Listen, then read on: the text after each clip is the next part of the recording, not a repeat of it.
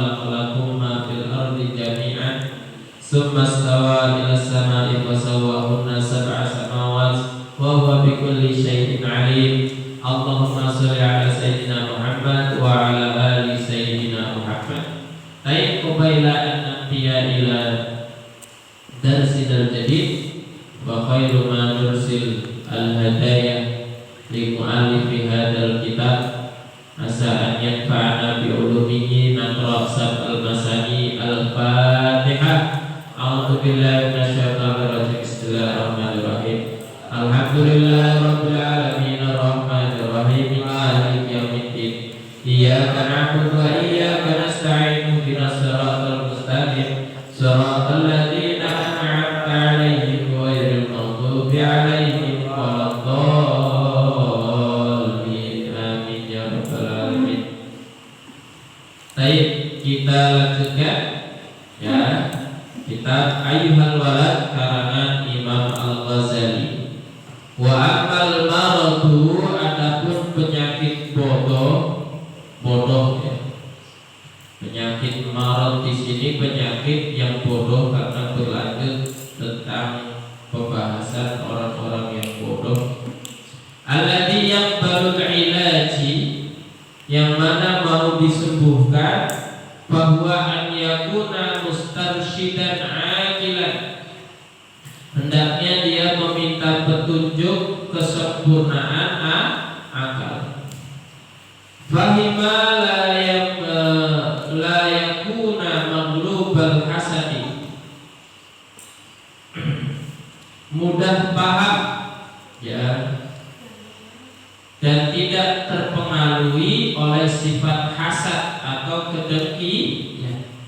Wal ghadab, dan kemarahan, wa hubbus syahwat, dan kecintaan terhadap syahwat, wal jah wal mal ya, jah itu kedudukan atau jabatan dan harta.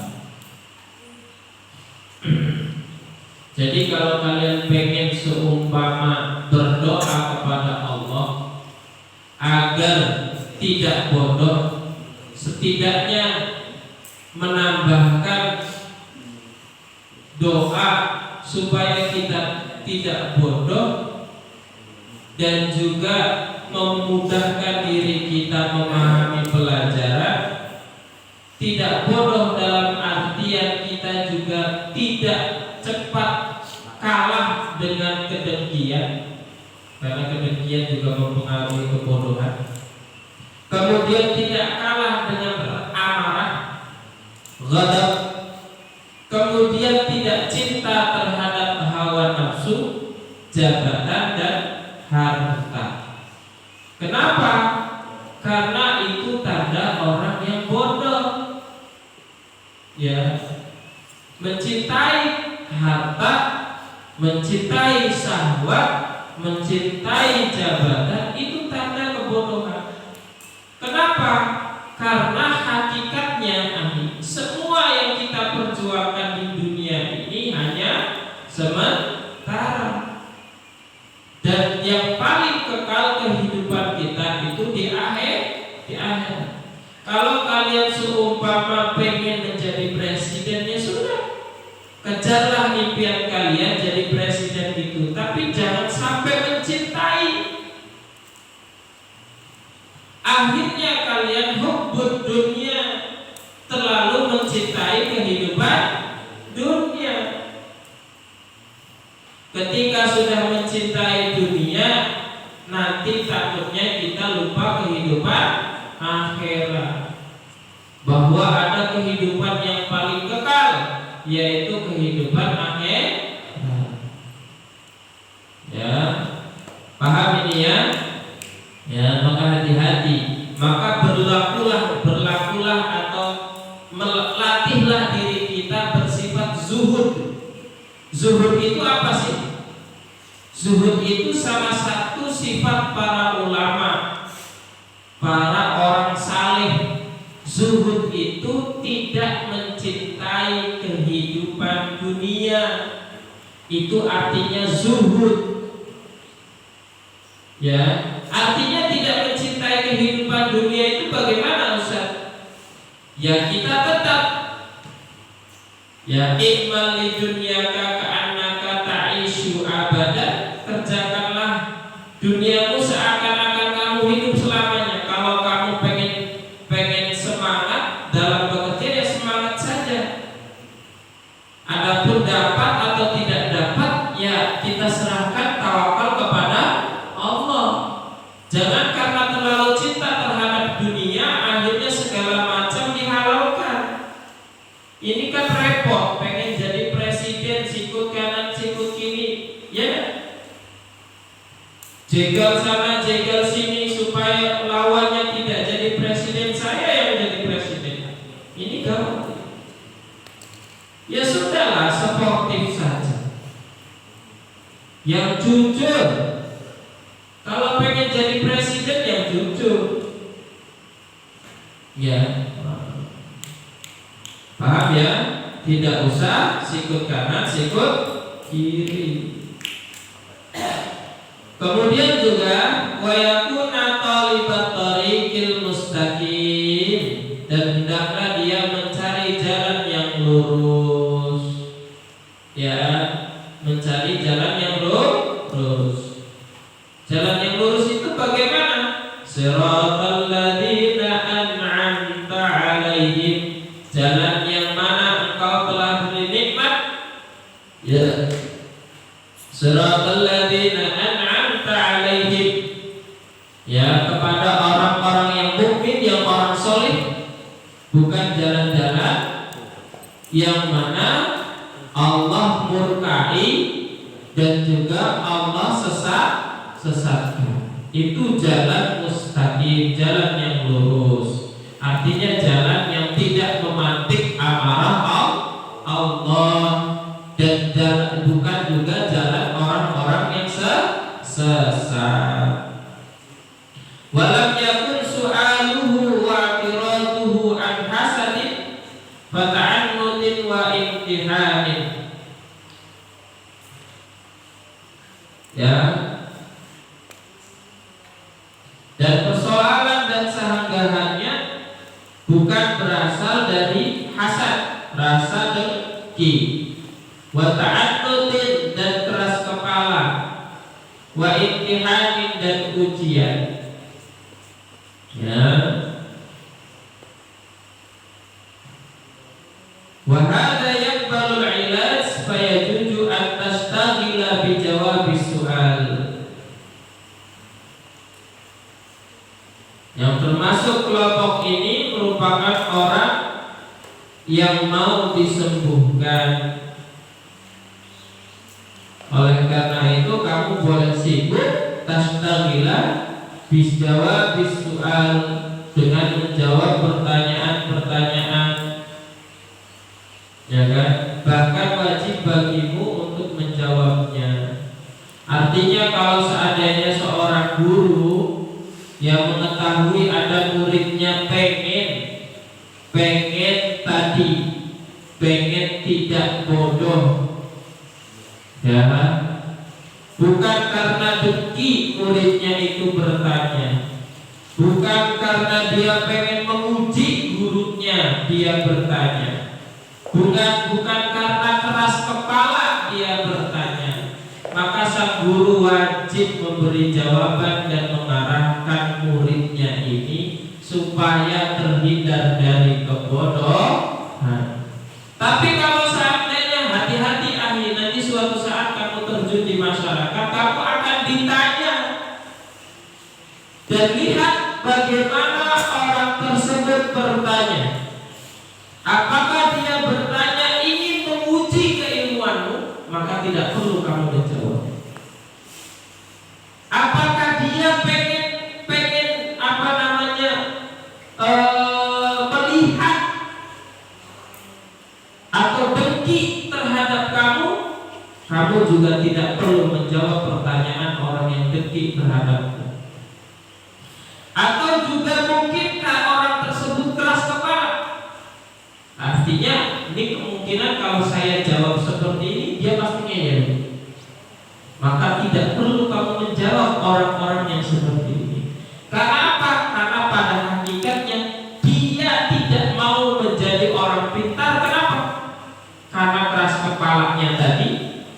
karena dia sok taunya tadi, karena dia pengen menguji keilmuan kita, bukan pengen tahu tentang hakikatnya ilmu, maka tidak perlu dijawab. Tapi kalau terlepas dari ini semua, dia bertanya memang karena pengen tahu, bukan karena dengki, bukan karena keras kepala, bukan karena pengen menguji keilmuan kita, maka wajib bagi kita memberitahu hakikat tentang ilmu. Paham ya? Tapi perlu kalian tahu, ahli, kalau kalian tidak tahu, katakan tidak tahu. Kalau kalian tahu, sampaikan sesuai dengan kadar tahunya kalian. Jangan ditambah-tambah, jangan dikurang-kurang. Karena ilmu agama ini akan semrawut dengan banyaknya orang-orang yang tidak tahu, tapi menjawab sok tahu. Agama Islam itu akan semakin amburadul dengan banyaknya ulama atau orang alim yang sok tahu. Akhirnya yang diberitahu, yang bertanya bingung, loh kata Ustaz ini seperti ini, kata Ustaz itu seperti itu, mana yang benar ini? Akhirnya berkelahi, berbeda pendapat, enggak, yang benar seperti ini, saya dengar langsung dari Ustaz ini. Maka ini kalian calon-calon ulama ini harus arif dan bijaksana, mengatakan saya tidak tahu dan saya belum belajar itu hak, walaupun murrun, walaupun mengatakannya itu pahit. Qulil haq walau kana murrun, katakannya yang benar walaupun itu pahit. Ya, Ustaz pernah itu pulang ke rumah masih kelas 3 intensif. 3 intensif itu berarti kayak seumuran siapa ya? Kevin. Iya, seumuran Kevin Ustaz. Pulang ke rumah ditanya sama tetangga Ustaz masih ingat sekali. Ditanya, "Dek, tahu nggak hukum haid?" Ustaz kan bingung, belum pernah belajar di kantor bab haid. Saya sampaikan, mohon maaf ibu, saya belum pernah belajar tentang bab itu. Karena memang jujur saya belum belajar. Tapi apa jawabannya? Jawabannya menohok. Loh, udah 2 tahun di kantor kok belum pernah belajar? Ustaz diam saja ketika itu. Walaupun pahit jawabannya menohok, tapi Ustaz terima. Daripada Ustaz sok tahu, oh haid itu seperti ini bu, seperti ini bu. Akhirnya dhalun wa mudillun, sesat dan menyesatkan. Dan akhirnya lebih parah lagi, mengacaukan syariat Islam. Maka hati-hati mulut kalian ini. Jangan sok tahu kalau kalian tidak tahu. Ini bahaya ini. Bahayanya zaman-zaman sekarang itu adalah orang yang bodoh ngaku alim dan berbicara di depan umum. Paham ya? Salah satu bahayanya umat sekarang ini, zaman sekarang adalah orang bodoh yang ngaku alim berbicara tentang sesuatu yang dia tidak ketahui. Maka berhati-hati. Paham ya? Asani yang kedua, yang terakhir setelah ini selesai. Mimma tad'u huwa an tahdhar min an takuna wa'idan. Ya, nasihat yang perlu kamu tinggalkan ya, yaitu an-tahdhar, hendaklah kalian berwaspada min an takuna wa'idan, dari menjadi orang yang hendaknya memberi nasihat, wa mudzakiran, dan mengingatkan, li'anna fihi afatan katsiratan, karena di dalamnya ada sesuatu yang bahaya yang besar. Artinya apa? Adalah seperti ini. Ketika kamu seorang yang memberi nasihat, wa'idhan wa mudzakiran, dan yang menjadi orang pengingat. Siapa ini yang sering nasihat dan sering mengingatkan? Seperti mubalik, dai, penceramah, tokoh agama. Hati-hati, kata Imam Al-Ghazali, fihi afatan kasiratan, di dalamnya ada bahaya yang besar. Kalian nanti kalau seandainya terkenal jadi mubalik, di dalamnya hati-hati ada bahaya yang besar. Bahaya apa itu? Bahaya sombong, bahaya tenar, bahaya sok tahu, bahaya gila dihormati, bahaya apa lagi? Bahaya minta dihormati. Ya, ini bahaya-bahaya. Kemudian yang lebih bahaya lagi adalah bahaya merasa paling benar sendiri. Hati-hati, bukan berarti kamu mubalik atau alim, kamu yang paling benar dan tidak mau dinasihati. Ini yang paling bahaya seperti ini. Maka hendaknya selalu tawadhu. Apa itu tawadhu? Merendah diri. Saya bukan siapa-siapa. Orang yang di depan kalian ini adalah bukan siapa-siapa. Kebetulan Ustadz lahir duluan, masuk dokter duluan. Kalau Ustadz terakhir, bisa jadi Ustadz duduk di situ. Kalian yang lebih awal duduk di sini. Benar tak? Benar tak? Keadaannya berbeda kalau Ustadz lahir terakhir. Bisa jadi kalian yang duduk di sini menasihati Ustadz di pojok sana dengerin. Ustadz masih belajar, kita semuanya masih belajar. Maka hati-hati, ada bahaya besar di dalam ketika kita menjadi seorang yang mengingat atau memberi nasihat seperti para mubalik. Paham ya? Maka belajar dari sekarang sifat tawadhu. Jangan merasa sok pintar, jangan merasa sok alim, jangan merasa sok paling tinggi derajatnya. Akhirnya tidak mau saling tegur sapa. Ini saja yang bisa Ustaz sampaikan, kurang lebihnya mohon maaf. Maka usikum wa ya nafsi, ini nasihat untuk diri Ustaz pribadi, karena banyak di sini nasihatnya berkaitan dengan Ustaz juga, khususnya kepada kalian. Wahai anak-anakku, yuk belajar menjadi orang yang alim, tapi orang yang alim yang senantiasa tawadhu dan zuhud. Tawadhu merendahkan diri, zuhud senantiasa tidak terlalu mencintai kehidupan dunia, timbang mencintai dunia dan juga akhirat. Naftatil hadalah. Syukran wabillahi wassalamualaikum warahmatullahi wabarakatuh.